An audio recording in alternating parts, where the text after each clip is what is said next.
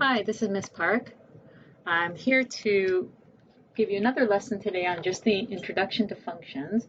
Today's lesson is going to be kind of a new language. And so I know it may seem silly if you're watching this video at home, but I'm going to encourage you to actually say, to say the terminology with me out loud. Okay, so a big part of understanding today's lesson, called domain and range, is understanding the language and the symbols that go with this concept. All right, so the more you say the words out loud, the better you're going to internalize it and understand. Okay, we'll get to that in a moment. So far we've learned about the difference between functions and relations. Here is a graph that is not a function because it'll fail the vertical line test, right? They'll have x coordinates that have more than one matching y coordinate. We also did a lesson on function notation. So this domain and range has to do with where the function is defined. So where does the function exist? So for example, if we're looking at this circle here, where does the circle live? Where does it exist? Well, you can see on the circle that the smallest x value of any points on the circle is -6, right? There is nothing that's -7 something. So the circle is not defined to the left of -6. It's also not defined to the right of 2, right? Looking at it vertically, this circle is not defined lower than y value -1. So there will be no points that have y coordinate less than -1, and there'll be nothing that is higher than 7. That, where the circle sits, where the graph sits, is called the domain and the range. The domain is the set of the first elements in a relation function or function. So remember, we can talk about a relationship of variables as lots of things, a graph, a table of values, ordered pair, all that stuff we learned. But if we look at it as ordered pairs, because we're going to plot them on a graph, the domain is the set of all the x's. It's the first elements in the ordered pair. The range is the set of all y's. All right? Now, there is a very sort of symbolic mathematical way that we're going to be writing the domain and the range. So D for domain, okay, I've just sort of described it. So basically, there's nothing on the circle that's less than -6 or greater than 2 for the x's, which means that every point on the circle will have an x coordinate that's between -6 and 2. Right? Anything in between, including -6 and 2, will have a matching point on the circle, and anything outside of that will not. Right? Same thing for the range. Anything less than -1 or greater than 7 will not have a point on the circle, but anything in between -1 and 7, including -1 and 7, will have a point in the graph. So I'm going to write the symbols, and I'm going to give you a minute to just write it down with me. And then after I write it, I'm going to teach you how to read this out in English. So it's going to look like a bunch of gibberish right now.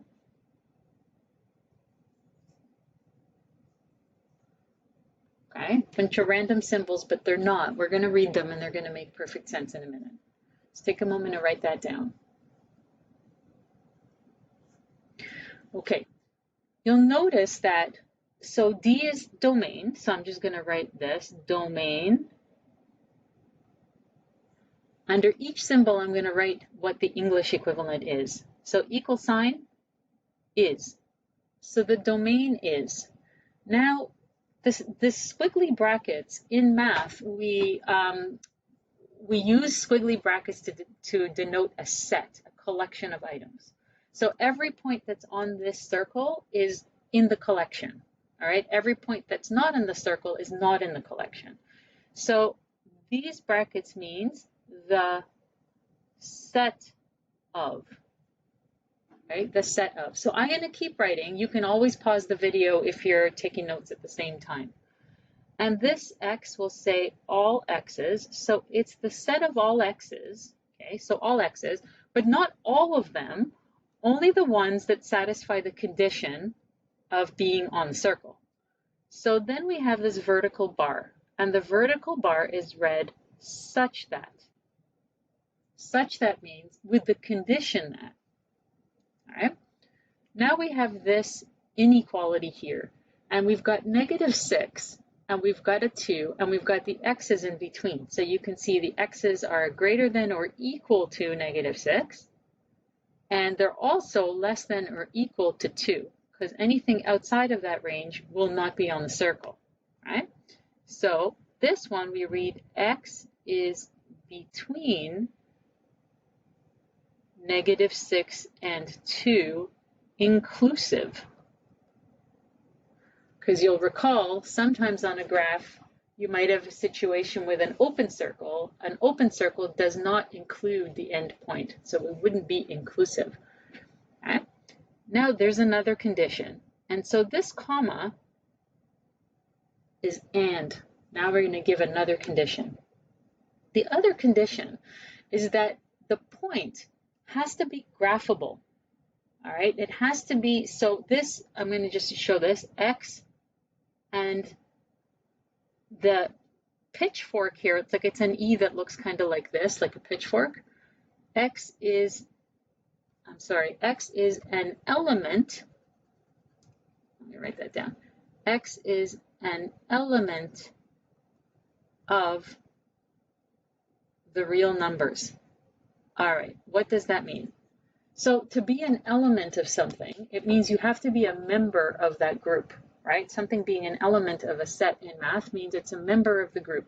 What are the real numbers? Well, the real numbers are all numbers that we could graph on a grid or on a number line. So for example, 2 and -2, but also 1.5 and -1000. And even, repeating decimals, 0.333 repeating, so 1/3. Okay, we can't maybe find it exactly on a graph, but it does exist somewhere on the number line. Right? Also, numbers that are irrational, like pi, that can't be written as a decimal with patterns and can't be written as a fraction, or the square root of 2. All of those will exist on the number line.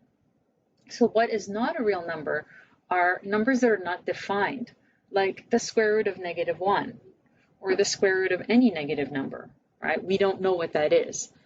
So when we're graphing, we're always using the real numbers, not the other ones like the square root of a negative number. Those are called imaginary numbers or complex numbers, and we don't work with those in high school. So in order to really capture what the domain is all the x values that are within this condition, but they also have to be values that can be graphed on a number line so that we can put them on the graph.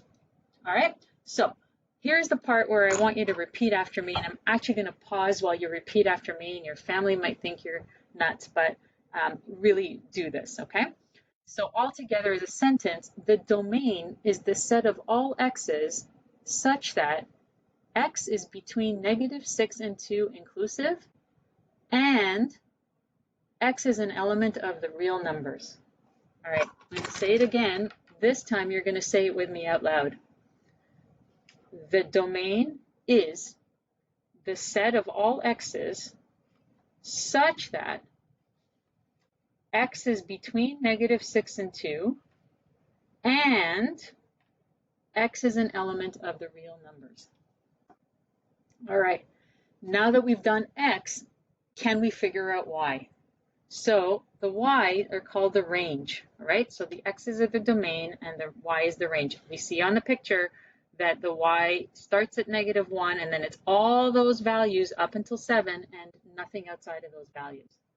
So the range is the set of all y's such that y is between -1 and 7, and y is an element of the real numbers.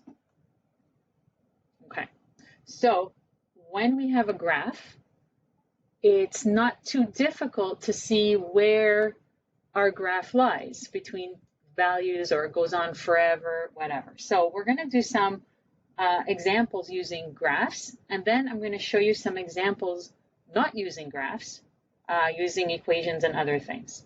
Okay, so let's do the first one. So the first one is a line. You can see by the arrows that it's going to go forever on both sides. Okay, and what are the restrictions on the x's? So when we're writing the domain, so here's d equals, so domain is. When we're writing the domain, we want to look at what x values are included in this graph. So it goes on forever. So we won't be able to say, like the circle, only from this point to this point, right? These arrows are not endpoints. They're going on forever. So there isn't this condition that x is between two values, right? Because x can be anything. So, right, because if I have, 0, there's a point on the line. -3, well, there's a point on the line. -100, well, eventually there will be a point on the line, right? We don't see it, but it's there. So when that happens, the domain is just the set of all x's such that x is an element of the real numbers. We don't have the second condition on x. Okay, what about the range for this one?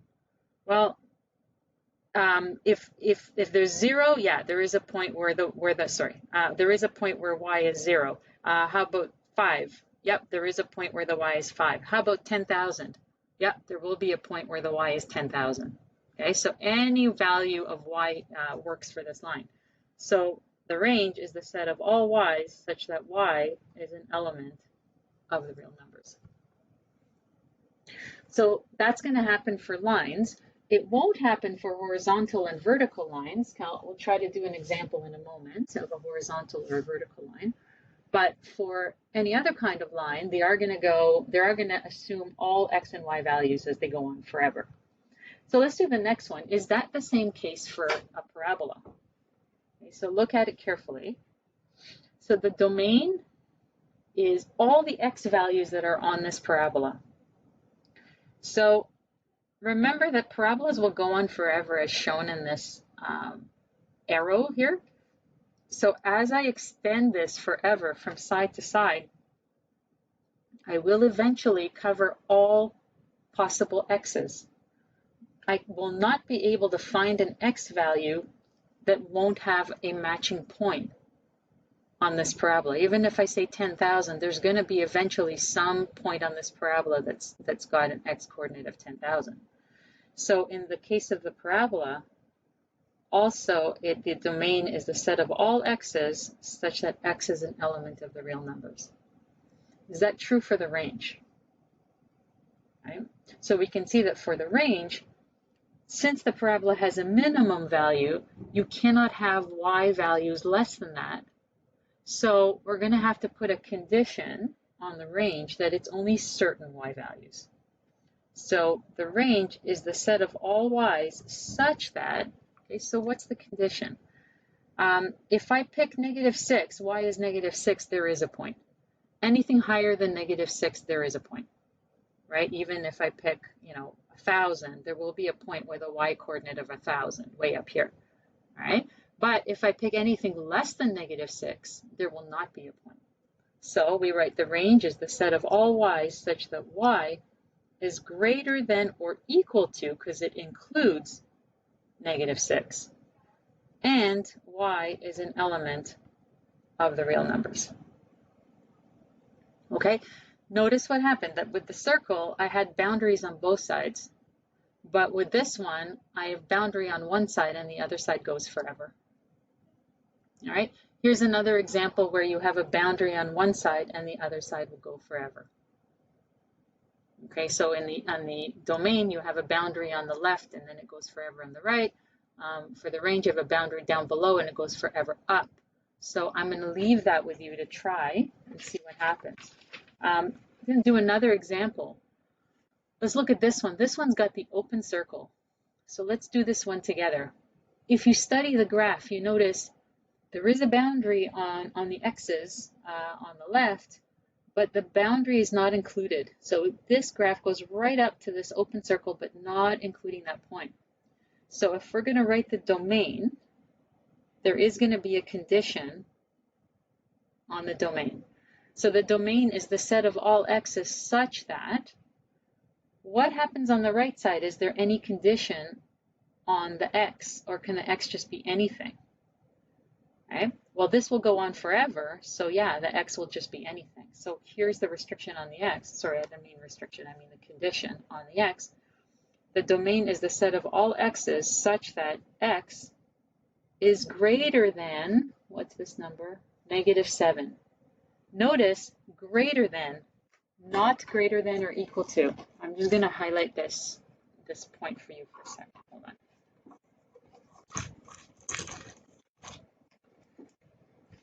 Okay, so this one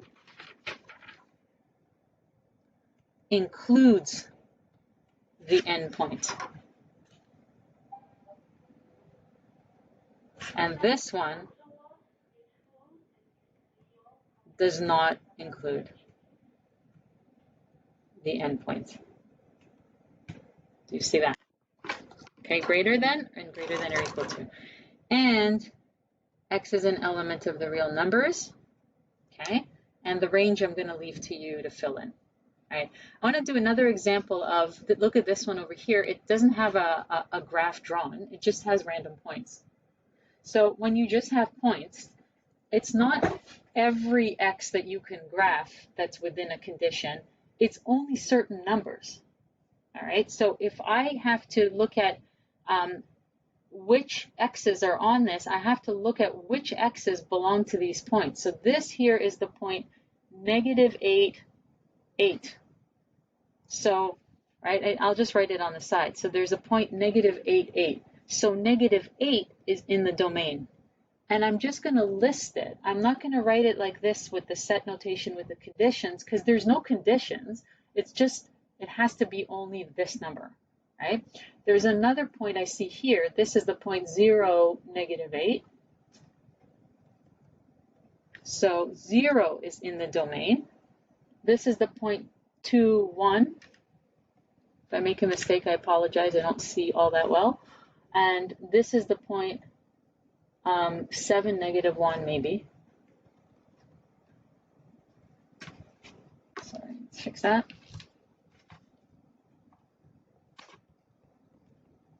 Okay, 7, -1. So what's in the domain? It's all the x values of these points, -8, 0, 2, and 7, and nothing else. So note, this doesn't look anything like this, because I'm not saying it's all the x values I can graph that satisfy this condition. No, it's not all the x values I can graph, it's only these ones, right? And the range is going to be only the y values that are here. So I'm going to write it from lowest to highest.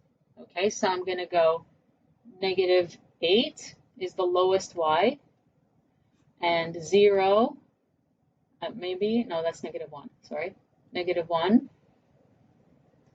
and 1, and 8. I also could have taken the values from these points, okay? And I'm just going to make a note always here. Always write domain and range from least to greatest.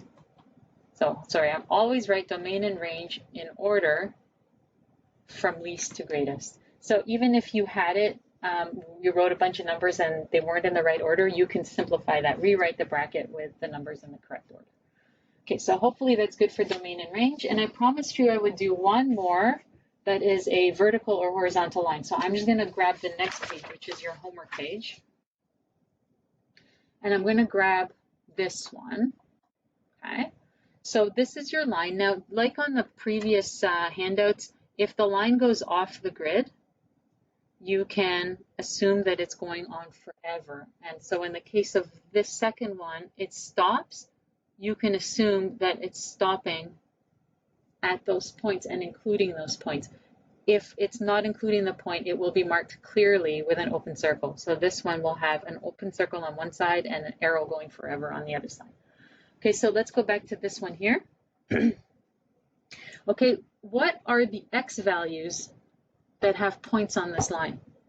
So let's test some. Is there a point with x value of 0? Is there a point 0 something? Right? Yes, there is. There is 0, -4. Is there 3 something? Yes, there's 3, -4. Is there 1,000 something? Yes, there will be a point 1,000, -4 somewhere out here. Okay, so what points on what x values won't have a matching point on this line? Okay, so none. They will all have a matching point on this line. So the domain is the set of all x's such that x is an element of the real numbers, right? All x values will have a point on that line. Now, how about the range? So which y values will have points on this line? So this is the point 0, -4. This is 1, -4. This is 2, -4, 3, -4, 1,000, -4. What do we notice? That the y value is always -4. There will not be a point on this line that has a y value that is not -4, right? Every point has y coordinate -4. So what are your options for the range? Only -4.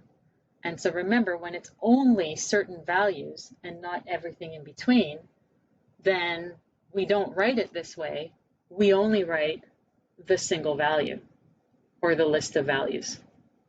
Okay, so it looks different. All right, so that is domain and range from a graph. And in a future lesson, I'm just checking the rest of the booklet. Okay, in a future lesson, we will see how to do this without a graph. So stay tuned. I'll put up a part 2 of domain and range when we've had a bit more practice. Thank you. See you soon.